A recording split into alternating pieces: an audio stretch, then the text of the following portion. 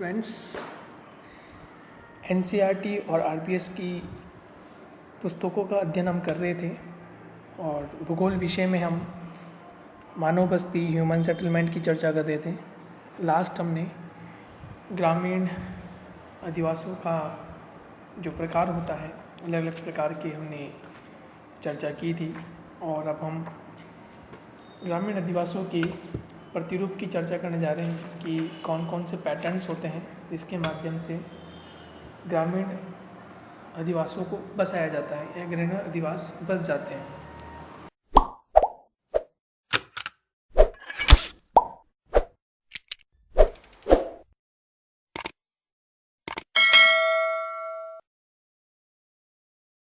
देखिए, सर्वप्रथम हम अधिवासियों के बसाव का जो प्रतिरूप होता है उसकी हम चर्चा करते हैं कि क्या परिभाषा है।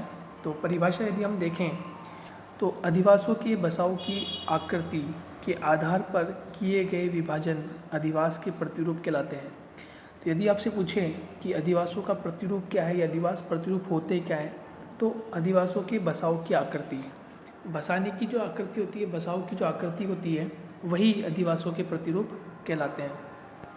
कि ह्यूमन सेटलमेंट के जो पैटर्न्स हैं या पैटर्न्स ऑफ ह्यूमन सेटलमेंट हैं वो किस पर डिपेंड करता है, तो डिपेंड करता है शेप ऑफ सेटलमेंट या बसाव किस तरह से हो रहा है उस पर डिपेंड करेगा। उसका शेप कैसा है, उसकी आकृति कैसी है, उस पर निर्भर करता है। जैसे फॉर एग्ज़ाम्पल हम चर्चा करें तो फॉर एग्ज़ाम्पल जैसे कोई नदीय प्रारूप है, कोई नदीय क्षेत्र है और नदीय क्षेत्र में ये कोई नदी यहाँ से बह रही है, कुछ सेटलमेंट, कुछ अधिवास या कुछ अधिवासियों के प्रतिरूप इस तरह से बच जाता है, ठीक है। या फिर कुछ पैटर्न अलग तरीके का भी देखने को मिला है, जैसे फॉर एग्ज़ाम्पल कि ये कोई झील या तालाब, ठीक है, या कोई चौक के निकट बीचों बीच चौपाल है और उसके चारों ओर इस तरह से सेटलमेंट हो जाना, इस तरह से चारों ओर सेटलमेंट बन जाना, ये चारों तरफ सेटलमेंट बन जाना, तो ये वृत्ताकार। तो इस प्रकार से हम वन बाय वन देखेंगे कि कौन कौन से प्रतिरूप हमें देखने को मिलते हैं। तो ग्रामीण क्षेत्रों में देखें तो ग्रामीण क्षेत्रों में विशेषकर हम देखने को मिलता है कि अधिवासियों के प्रतिरूप को प्राकृतिक कारक जो होते हैं ये बहुत प्रभावित करते हैं। जो फिजिकल फैक्टर्स होते हैं ये बहुत ज़्यादा प्रभावित करते हैं। तो इनका धरातलीय स्वरूप प्रभावित करता है, ठीक है, धरातलीय स्वरूप जो होता है वह प्रभावित होता है। और साथ ही साथ केवल धरातलीय स्वरूप में हम किया था, नदी है, जलाशय क्षेत्र है, ठीक है, ऐतिहासिक कारक कोई ऐसी इमारत हो, ऐतिहासिक इमारत हो, वह भी इसको प्रभावित करती है। सामाजिक सांस्कृतिक कारक हो सकते हैं, वो इन्हें प्रभावित करते हैं। परिवहन के मार्ग या धार्मिक स्थल प्रभावित करते हैं। जैसे फॉर एग्ज़ाम्पल परिवहन मार्ग, सड़क परिवहन मार्ग भी हो सकता है, रेल परिवहन मार्ग भी हो सकता है। मान लीजिए कि ये रेल परिवहन मार्ग है, कोई रेल परिवहन मार्ग इस तरह से गुजर रहा है और इसके दोनों ओर किसी बस्ती का या किसी गांव का प्रतिरूप सेट हो जाता है, किसी बस्ती का प्रतिरूप बनना प्रारंभ हो जाता है। तो इस प्रकार का सेटलमेंट हमें देखने को मिलता है, ठीक है। चर्चा करते हैं नंबर 1 रेखीय प्रतिरूप। नंबर 1 की चर्चा करेंगे, रेखीय प्रतिरूप लाइनर पैटर्न की हम चर्चा करते हैं कि लाइनर पैटर्न क्या होता है। जब ग्रामीण क्षेत्रों में सड़क मार्ग, ठीक है, या सड़क मार्ग की घाटी में सागर तट के सारे बस्ती का विकास हो जाता है, तब रेखीय प्रतिरूप वाले अधिवास का निर्माण होता है। जैसे मैंने बताया कि ये कोई सड़क मार्ग है, ठीक है, ये कोई सड़क मार्ग है या रेल मार्ग हो सकता है। तो पंक्तिबद्ध रूप से इस तरह से पंक्ति से यानी इस तरह से अधिवासियों का पैटर्न बनना शुरू हो जाता है। तो इस प्रकार के जो पैटर्न होते हैं वो क्या कहलाते हैं, रेखीय अधिवास। क्या कहलाते हैं, रेखीय प्रतिरूप या रेखीय पैटर्न कहलाते हैं, लाइनर पैटर्न इसको हम कह सकते हैं। नेक्स्ट, इस प्रतिरूप में आवास पास एवं पंक्तिबद्ध रूप में होते हैं। अब आपसे क्वेश्चन पूछ सकता है कि रेखीय प्रतिरूप का कोई उदाहरण, को गंगा यमुना का मैदान इसका सर्वप्रमुख उदाहरण है, ठीक है। मध्य हिमालयी क्षेत्र में आकर इस प्रकार के अधिवास पाए जाते हैं। देखिए, गंगा यमुना के अधिवासों में, ये गंगा यमुना के जो मैदान हैं उनमें अधिवास किस तरह से बनते हैं। जैसे फॉर एग्जांपल ये गंगा नदी और ये इसकी सहायक नदी, ये यमुना इसकी सहायक नदी मिल यहाँ इलाहाबाद के निकट मिल जाती है, दो नदियों का संगम हो गया। अब देखिए यहाँ पे हुआ क्या, एक तो ये तो गंगा नदी और ये यमुना नदी, ठीक है। देखिए इसके इस वाले किनारे की ओर, इसके इस किनारे पर भी अधिवास बन जाएंगे, इस किनारे पर भी अधिवास बन जाएंगे, ठीक है। इस किनारे पर अधिवास बनेंगे और इस किनारे पे भी अधिवास बन जाएंगे। तो ये पैटर्न बन गया, ठीक है, रेखीय प्रतिरूप बन गया, ठीक है। और आप जानते हैं दो नदियों का जो बीच का क्षेत्र होता है, दो नदियों का जो बीच का क्षेत्र होगा, जैसे ये दो नदियाँ हैं, गंगा है, यमुना है, और इसके जो बीच का क्षेत्र होता है इसको हम कहते हैं दोआब। क्या कहते हैं? दोआब। दोआब क्षेत्र। और दोआब क्षेत्र कैसा होता है? अत्यंत उपजाऊ होता है।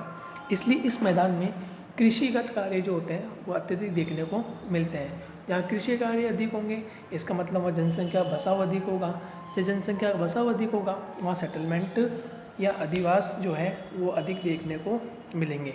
तो पंक्तिबद्ध होते हैं, सघन होते हैं, कॉम्पैक्ट होते हैं और बहुत अधिक पॉपुलेशन यहाँ पर निवास करती है। तो ये उदाहरण आपको ध्यान रखने हैं। आपसे पूछ सकता है कि क्या राजस्थान में कोई उदाहरण है? तो यस, जयपुर में रेखीय प्रतिरूप का कोई उदाहरण है। तो जयपुर ज़िले में बरवाड़ा गांव जो है ये रेखीय प्रतिरूप का उदाहरण है, ये आपको ध्यान रखना है। तो बोर्ड एग्जामिनेशन में डायरेक्टली क्वेश्चन आपसे पूछा जा सकता है, आपसे पूछ सकता है कि रेखीय प्रतिरूप का भारत में कोई उदाहरण बताइए, या रेखीय प्रतिरूप का राजस्थान में कोई उदाहरण बताइए। तो यहाँ से डायरेक्टली आपसे क्वेश्चन पूछा जा सकता है, इसका आपको ध्यान रखना है। नेक्स्ट, रेखीय प्रतिरूप के बाद हम चर्चा करते हैं तीर प्रतिरूप की, ठीक है, एरो पैटर्न की चर्चा करते हैं। किसी अंतरिप के शीर्ष पर नदी के विसर्ग के सहारे या दो आप के बीच विकसित अधिवास का प्रतिरूप प्राय तीरनुमा होता है। देखिए अभी हमने चर्चा की थी, अभी दो नदियों की चर्चा हुई थी कि दो नदियों का संगम हो गया, तो ये जो पैटर्न बना है ये पैटर्न कैसा बन गया? तीर प्रतिरूप। कैसे बन गया? किसी अंतरिप के शीर्ष पर नदी विसर्ग के सहारे, या फिर एक पैटर्न हमें ये देखने को मिलता है। आपने यदि इंडिया का मैप देखा हो तो मैं आपको लोकेशन बता देता हूँ। इंडिया का ये इस तरह आकृति है, इंडिया के मैप की ये जो त्रिभुजाकार एक प्रकार से कैसा पैटर्न बना रही है, ये भी एक प्रकार से तीर प्रतिरूप का पैटर्न बना रही है, ठीक है। तो आपको ये ध्यान रखना है। तीरनुमा होता है, ऐसे स्थान पर अग्रभाग में अधिवास के विकास के लिए भूमि उपलब्ध नहीं होती, आगे वाले भाग पर विकास की भूमि उपलब्ध नहीं होगी। कारण क्या? जैसे मान लीजिए यदि नदी है, ये भी नदी है, ये भी नदी है, तो इस वाले भाग पर जनसंख्या निवास कर सकती है, इस वाले भाग पर जनसंख्या या इस वाले भाग, लेकिन नदी तो आगे बह रही है तो आगे इसका कोई भाग उपलब्ध नहीं हो पाएगा। जैसे हम भारत के मैप की बात करें तो भारत के मैप में ये जो भाग है, ये भाग यहाँ तक जनसंख्या निवास कर सकती है, इस पॉइंट तक यहाँ तक जनसंख्या निवास करती, लेकिन इसके बाद नहीं कर सकती। क्यों? क्योंकि इसके बाद आगे हिंद महासागर है, तो ये पॉसिबल नहीं होता। इसलिए कहा गया है ऐसे स्थान पर अग्रभाग में अधिवास के विकास के लिए भूमि उपलब्ध नहीं होती। यह नदी की सीमा इसके विकास में बाधा डालती है, जिससे अधिवास का विकास पृष्ठभाग की तरफ होता है। जैसे दक्षिण भारत में कन्याकुमारी और उड़ीसा में चिल्का झील तट पर बने अधिवास। तो इस प्रकार से आपको ध्यान रखना है कि किस प्रकार से कौन कौन से अधिवास किस में शामिल किए जाते हैं। यहाँ से भी क्वेश्चन बनने की संभावना है। नेक्स्ट, आपसे पूछ सकते हैं त्रिभुजाकार प्रतिरूप किसे कहते हैं? त्रिभुजाकार प्रतिरूप क्या होता है, ये क्वेश्चन पूछा जा सकता है। देखिए, जब नदियाँ नहरों या सड़कों का संगम होता है, जब नदियाँ नहरों या सड़कों का क्या होता है? संगम। अभी बताया मैंने आपको त्रिभुजाकार पैटर्न, ये त्रिभुजाकार पैटर्न है इस तरह से, ठीक है, इस तरह से त्रिभुजाकार पैटर्न बन गया। संगम होता है और वे एक दूसरे को काटती नहीं है, तब त्रिभुजाकार प्रतिरूप का निर्माण होता है। जैसे अभी मैंने उदाहरण बताया था आपको, भारत का मैप बनाकर, भारत के मैप में ये जो पैटर्न बना है ये भी प्रकार कैसा है? त्रिभुजाकार पैटर्न है, ठीक है। क्योंकि इसमें बात कही है कि जब नदियाँ नहरों या सड़कों का संगम होता है और वह एक दूसरे को काटती नहीं है, ठीक है, तब त्रिभुजाकार प्रतिरूप का निर्माण हो जाता है। जैसे दो नदियाँ, दो सड़कें हो सकती है। मान लीजिए एक ही सड़क है, और एक सड़क ये आगे इस तरह से जोड़ लेती है। तो ये जो प्रतिरूप बना है, ये जो पैटर्न बना है, ये पैटर्न कैसा बना है? त्रिभुजाकार पैटर्न बन गया। तो ये त्रिभुजाकार प्रतिरूप कहलाता है। ऐसे संगम स्थलों पर अधिवास को विकसित होने के लिए दोनों नदियों, नहरों या सड़कों द्वारा निर्मित त्रिभुज के अंदर की भूमि पर यह अधिवास विकसित होता है। जैसे कोई दो नदियाँ हैं, ये गंगा नदी, ये यमुना नदी, ये आगे जाकर गंगा नदी में मिल जाती है, गंगा नदी आगे चली जाती है, तो अधिवासों का जो बसाव होगा, अधिवास जो सेटल्ड होंगे वो केवल इसी भाग में हो सकते हैं, सेटल्ड हो सकते हैं, क्योंकि ये तो नदी है, क्योंकि इस किनारे पे नदी है, इस किनारे पे नदी है, तो केवल ये बीच वाला जो भाग है यहीं पर सेटलमेंट होता है। भारत में हरियाणा और पंजाब ऐसे अधिवास मिलते हैं। तो त्रिभुजाकार के अधिवास कहाँ मिलेंगे? त्रिभुजाकार के अधिवास आपको हरियाणा और पंजाब में देखने को मिलते हैं। तो उदाहरण भी आपको याद रखने हैं कि किस प्रकार का प्रतिरूप कहाँ मिलता है और किस प्रकार के वहाँ उदाहरण आपको देखने को मिलेंगे। नेक्स्ट, आयताकार या चौक पट्टी प्रतिरूप। जब दो सड़कें आपस में मिलती हैं और उनके मिलन स्थल से दोनों सड़कों के किनारे लंबवत गलियों का निर्माण होता है, तब आयताकार प्रतिरूप बनते हैं। देखिए, इस प्रकार के जो प्रतिरूप होते हैं वो अक्सर, ये मान लीजिए कोई समतल सड़क आगे तक जाती है और इसको एक दूसरी सड़क इस प्रकार से क्रॉस कर देती है, ठीक है, इस प्रकार से क्रॉस कर देती है। देखिए, यहाँ पर अधिवास बनना शुरू हो जाएंगे, यहाँ पर अधिवास बनेंगे, ठीक है, यहाँ पर अधिवास बनेंगे, यहाँ अधिवास बनेंगे, यहाँ अधिवास बनेंगे। तो ये पैटर्न कैसा हो गया? आयताकार पैटर्न हो गया। आ गया समझ में? देखिए, वापस आपको बता देता हूँ मैं आपको। जैसे ये दो सड़कें, ठीक है, दो सड़क आगे की ओर जा रही है, या कोई नदी वाला क्षेत्र है, कोई दो सड़कों का क्षेत्र है, कोई रेल मार्ग का क्षेत्र है, और उसको ये एक सड़क इस तरह से क्रॉस कर लेती है, ठीक है। अब नेक्स्ट हम क्या देख रहे हैं? अधिवास कहाँ पे सेटल्ड होगा? यहाँ पर। ये पूरा अधिवास सेटल्ड हो जाएगा इस पूरे पे। अधिवास कहाँ सेटल्ड हो जाएगा? इस पूरे क्षेत्र में। इसमें कहाँ हो जाएगा? इस पूरे क्षेत्र में। और इसमें कहाँ हो जाएगा? इस पूरे क्षेत्र। देखिए, यहाँ का व्यक्ति के लिए ये सड़क, यहाँ के व्यक्ति के लिए सड़क, ठीक उसी प्रकार से इस वाले अधिवास के लिए यहाँ पर भी मिलेगी, यहाँ पर भी उपलब्ध होगी, इसके लिए यहाँ उपलब्ध होगी, यहाँ उपलब्ध होगी, इसके लिए यहाँ उपलब्ध होगी, यहाँ उपलब्ध होगी। तो इस प्रकार का जो प्रतिरूप होता है वो आयताकार या चौक पट्टी प्रतिरूप कहलाता है। नेक्स्ट, अरीय त्रिज्या प्रतिरूप। नेक्स्ट हम चर्चा करते हैं अरीय त्रिज्या प्रतिरूप। जब किसी गांव में एक स्थान पर अनेक दिशाओं से कच्ची सड़कें या पक्की सड़कें मिलती हैं, तो मिलन स्थान से त्रिज्याकार मार्ग पर मकानों का निर्माण होता है, परंतु सभी गलियां मुख्य चौराहे पर मिलने से समांतर नहीं होती। देखिए, ये किस प्रकार के हैं? जैसे मान लीजिए गाँव में कोई बरगद का पेड़ है, तो यहाँ से भी सड़क, यहाँ से, यहाँ से, यहाँ से, यहाँ से, हर दिशा से आके सड़क एक जगह मिल जाती है। ये जो प्रतिरूप बनता है, ये इसको बोलते हैं अरीय त्रिज्या प्रतिरूप। अरीय त्रिज्या प्रतिरूप एक किसी निश्चित बिंदु पर आकर हर जगह से सड़क कच्ची हो, पक्की हो, सब तरह की सड़कें आके एक स्थान पर मिल जाती है, उसको बोलते हैं अरीय प्रतिरूप, ठीक है।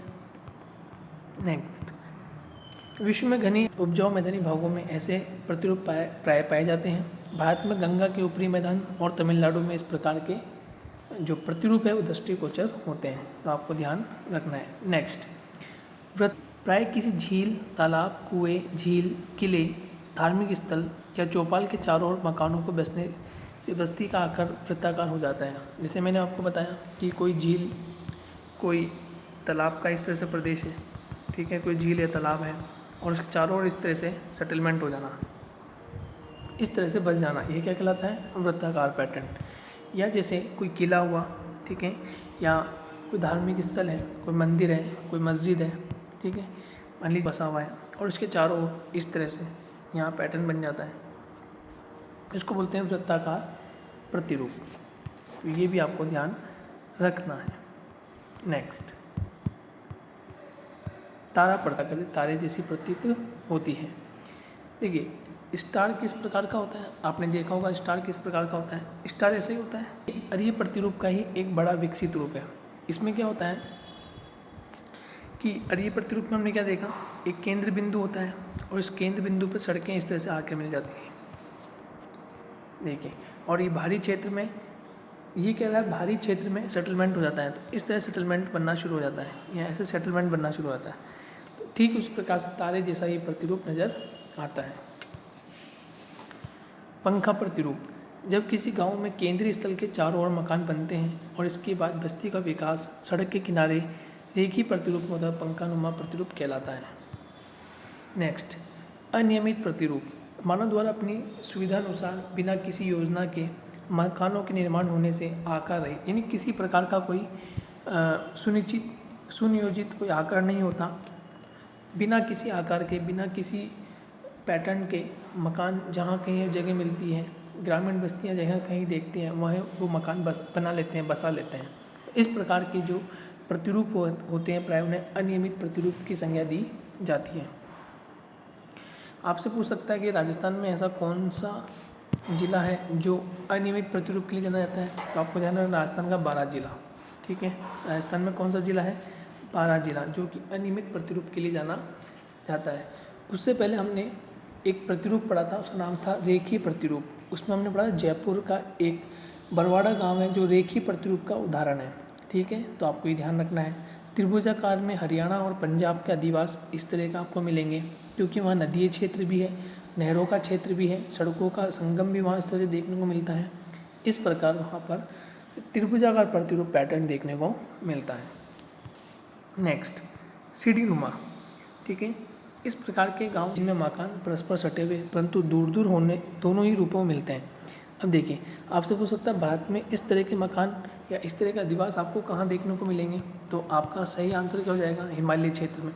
ठीक है, कोई राज्य का नाम देखें तो जितना भी हिमालय क्षेत्र है, जैसे जम्मू कश्मीर बात करें, हिमाचल प्रदेश, उत्तराखंड, सिक्किम, अरुणाचल प्रदेश, ये जितने भी राज्य हैं, इन सभी राज्यों में ऑलमोस्ट आपको किस प्रकार का सेटलमेंट देखने को मिलेगा, सीढ़ीनुमा सेटलमेंट देखने को मिलता है।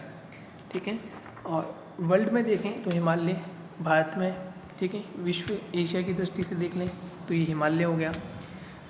नॉर्थ अमेरिका, उत्तरी अमेरिका की दृष्टि से देखें तो रॉकीज़ हो गया। साउथ अमेरिका की दृष्टि से देखें तो एंडीज़, और यूरोप की दृष्टि से देखें तो आल्प्स। इन पर्वत रीजन में जो अधिवास बसे हुए हैं या जो ग्रामीण बस्तियां बसी हुई हैं, उनका प्रतिरूप कैसा मिलेगा, सीढ़ीनुमा प्रतिरूप देखने को मिलता है। नेक्स्ट है मधुछत्ता प्रतिरूप। भारत में आदिवासी जनजातियों के गुंबदनुमा झोपड़ियों के गांव टोडा जनजाति, आंध्र प्रदेश के समुद्र तटीय मछुआरे के गांव, दक्षिण अफ्रीका में जुलू जनजाति के लोग हैं, वो इस प्रकार की प्रतिरूप बनाते हैं। कैसा, मधुमक्खी का जो छत्ता है उस प्रकार की अधिवासों का इनका पैटर्न देखने को मिलता है। जैसे आपसे पूछ ले कि मधुमक्खी छत्ते के प्रतिरूप के आधार पर भारत में कौन सी जनजाति है, तो आपको ध्यान रखना है टोडा जनजाति। कौन सी जनजाति बनाती है, टोडा जनजाति बनाती है, ये आपको ध्यान रखना है। ठीक है, अक्सर क्वेश्चन विशेषकर अरीय, रेखीय, त्रिभुजाकार, ये वृत्ताकार, तीर प्रतिरूप से क्वेश्चन मोस्टली पूछे जाते हैं, तो वहाँ पर आपको ज़्यादा फोकस करना है। और अंतिम है अन्य प्रतिरूप। इसमें कोई विशेष प्रतिरूप नहीं होता, लेकिन प्रतिरूप है, कोई सीक्वेंस प्रतिरूप नहीं होता, इसलिए इसको अन्य प्रतिरूप में शामिल किया। क्वेश्चंस हमने देख लिया कि किस प्रकार से क्वेश्चन बनने की संभावनाएं बोर्ड एग्जामिनेशन में रहती है। या डायरेक्टली क्वेश्चन पूछता है आपसे, या फिर चित्र द्वारा भी आपसे क्वेश्चन पूछा जा सकता है। जैसे फॉर एग्जांपल मैं कोई चित्र मैं यहाँ बनाता हूँ और आप गैस कीजिए कि ये चित्र किस प्रकार के प्रतिरूप का होगा। ठीक है, देखिए एक बिंदु है, एक स्थान है, मान लीजिए यहाँ कोई मंदिर मस्जिद हो सकता है, और अन्य सभी जगहों से सड़कें इस बिंदु पर आती है। ठीक है, अन्य सभी जगह से इस बिंदु पर सड़कें आ रही है, तो ये किस प्रकार का प्रतिरूप हो जाएगा, तो आपका आंसर क्या हो जाएगा, ये प्रतिरूप कैसा हो जाएगा, ये प्रतिरूप होगा अरीय प्रतिरूप। कौन सा प्रतिरूप हो जाएगा, अरीय प्रतिरूप। ये आपको ऐसे ध्यान रखना है। तो डायग्राम के माध्यम से भी आपसे क्वेश्चन पूछा जा सकता है। अब आपसे पूछें कि बताइए कि तीर प्रतिरूप क्या होता है, तीर प्रतिरूप किसे कहते हैं, तो आप बता सकते हैं कि तीर प्रतिरूप किसे कहते हैं। तीर प्रतिरूप में एक्चुअल में होता क्या है, किसी भी अंतरिक्ष का शीर्ष का भाग है ना, या नदी का अंतिम बिंदु भी हो सकता है। जैसे भारत में देखें तो ये शीर्ष का बिंदु, ठीक है। नदी में देखें तो एक नदी ये है, एक नदी ये है। ये भाग क्या कहलाएगा, त्रिभुजाकार भी हो सकता है, तीर प्रतिरूप भी हो सकता है। लेकिन त्रिभुजाकार में क्या होता है कि काटती नहीं है, यहाँ पर ये मिल जाती है इस तरह से। ये किस प्रकार का पैटर्न हो गया, तीर प्रतिरूप पैटर्न हो गया। इस प्रकार से हमने ग्रामीण बस्तियों के प्रतिरूप को जान लिया। अब हम नेक्स्ट लेक्चर में पढ़ेंगे ग्रामीण अधिवासियों की समस्याएं क्या होती हैं, किस प्रकार की समस्याएं वो सामना करते हैं, और हम चर्चा करेंगे अन्य पहलुओं की। जब तक के लिए थैंक यू।